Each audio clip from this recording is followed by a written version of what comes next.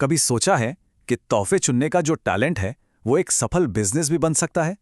आज हम यही देखने वाले हैं कि एक गिफ्ट शॉप के सपने को हकीकत में बिल्कुल स्क्रैच से कैसे बदला जाए। तो चलिए इसी सोच के साथ आगे बढ़ते हैं। देखिए, एक गिफ्ट शॉप ना सिर्फ सामान बेचने की दुकान नहीं होती। ये वो जगह है जहां लोग खुशियां बांटने आते हैं, है ना? तो सबसे बड़ा सवाल यही उठता है कि उस यादगार अनुभव को बनाया कैसे जाए। किसी भी अच्छे आइडिया को एक कामयाब बिजनेस बनाने के लिए एक सॉलिड प्लान तो चाहिए ही। तो चलिए इस सफर के हर स्टेप को समझते हैं, कानूनी पेपरवर्क से लेकर सही माल चुनने तक सब कुछ। तो सबसे पहले बात करते हैं कागजी कार्रवाई की। देखिए, किसी भी बिजनेस को शुरू करने का पहला और सबसे जरूरी स्टेप है उसे लीगली रजिस्टर करवाना। चलिए देखते हैं इसके लिए करना क्या होता है। किसी भी दुकान की नींव होती है उसका लीगल रजिस्ट्रेशन, और शॉप एंड एस्टैब्लिशमेंट एक्ट इसका कह लीजिए पहला पत्थर है। ये लाइसेंस सिर्फ आपके बिजनेस को कानूनी पहचान ही नहीं देता, बल्कि ये काम के घंटे, छुट्टियां, इन जैसे नियमों को लागू करके आपके और आपके कर्मचारियों दोनों के हक की रक्षा भी करता है। और अच्छी बात यह है कि अब यह प्रोसेस ना काफी आसान हो गया है। ज्यादातर राज्यों में इसे ऑनलाइन ही किया जा सकता है। बस अपने राज्य के लेबर डिपार्टमेंट की वेबसाइट पे जाइए, ये आसान से स्टेप्स फॉलो कीजिए और बस आपका बिजनेस कानूनी तौर पर तैयार है। ठीक है, तो लीगल काम तो हो गया। अब आते हैं सबसे जरूरी चीज पर, पैसा। क्योंकि देखिए, किसी भी बिजनेस की सक्सेस उसके फाइनेंशियल मैनेजमेंट पर ही तो टिकी होती है। गिफ्ट शॉप बिजनेस की सबसे अच्छी बात पता है क्या है? इसकी फ्लेक्सिबिलिटी। मतलब चाहे तो 1.5 से 2 लाख के छोटे बजट में घर से भी शुरुआत कर सकते हैं, या फिर अगर प्लान बड़ा है तो एक बड़े कमर्शियल स्पेस में 50 लाख से भी ज्यादा का निवेश कर सकते हैं। आपका बजट ही आपकी एम्बिशंस तय करता है। लेकिन एक बहुत जरूरी बात पर ध्यान देना होगा।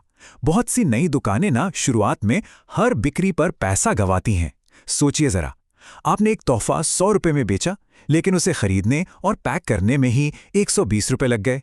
ये एक बहुत आम चुनौती है, पर घबराने की बात नहीं, इससे निपटा जा सकता है। तो सवाल ये है कि नुकसान से मुनाफे का ये सफर तय कैसे करें? जवाब छिपा है एक स्मार्ट स्ट्रैटेजी में। जैसे कि सिर्फ सस्ती चीजें बेचने के बजाय कुछ ऐसे प्रोडक्ट्स पर फोकस करें जिनमें मार्जिन ज्यादा हो। और हाँ, ये भी पक्का करें कि दुकान पर आने वाला हर कस्टमर कुछ ना कुछ खरीद कर ही जाए। यही छोटी छोटी रणनीतियां हैं जो आपके बिजनेस को प्रॉफिट की पटरी पर वापस लाएंगी। चलिए, अब आते हैं इस बिजनेस के सबसे मजेदार और क्रिएटिव हिस्से पर, आपकी दुकान की पहचान और हाँ, उसके प्रोडक्ट्स। आज मार्केट में हजारों गिफ्ट शॉप्स हैं, तो आपकी दुकान अलग कैसे होगी? जवाब है एक नीश चुनकर। सोचिए, क्या आप पेट लवर्स के लिए तोहफे बेचेंगे, या फिर आपका फोकस इको फ्रेंडली प्रोडक्ट्स पर होगा? एक खास पहचान बनाना ही आपकी कामयाबी की चाबी है। अच्छा, प्रोडक्ट्स लाएं कहां से? देखिए, भारत में दिल्ली का सदर बाजार जैसे होलसेल मार्केट बेस्ट हैं। यहाँ तो आपको हर चीज के लिए अलग अलग गलियां मिल जाएंगी, खिलौनों से लेकर सजावट के सामान तक। आप लोकल डिस्ट्रीब्यूटर से भी बात कर सकते हैं जो सीधे आपकी दुकान तक सामान पहुंचा देंगे। और सबसे बड़ा गुरु कौन होता है? आपका कस्टमर। एक अनुभवी दुकानदार ने अपना सीक्रेट शेयर किया। उन्होंने खिलौनों से शुरुआत की, लेकिन जब कस्टमर्स ने स्टेशनरी मांगी तो उन्होंने वो भी रखना शुरू कर दिया। याद रखिए, आपका सबसे अच्छा बिजनेस एडवाइजर आपकी दुकान में ही आता है।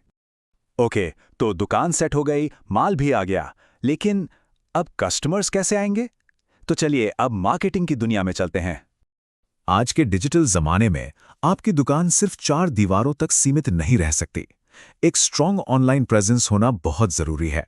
सोशल मीडिया को समझिए अपनी दुकान का डिजिटल दरवाजा, जहां कस्टमर दुकान में आने से पहले ही आपके प्रोडक्ट्स देख सकते हैं और आपकी कहानी से कनेक्ट कर सकते हैं।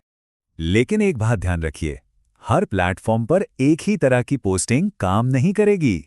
इंस्टाग्राम पर अपने सबसे खूबसूरत प्रोडक्ट्स की तस्वीरें डालिए, फेसबुक पर लोकल इवेंट्स और ऑफर्स की घोषणा कीजिए, और हाँ, अपनी गूगल बिजनेस प्रोफाइल को हमेशा अप टू डेट रखिए, ताकि कोई भी gift shop near me search करे तो आपकी दुकान टॉप पर दिखे।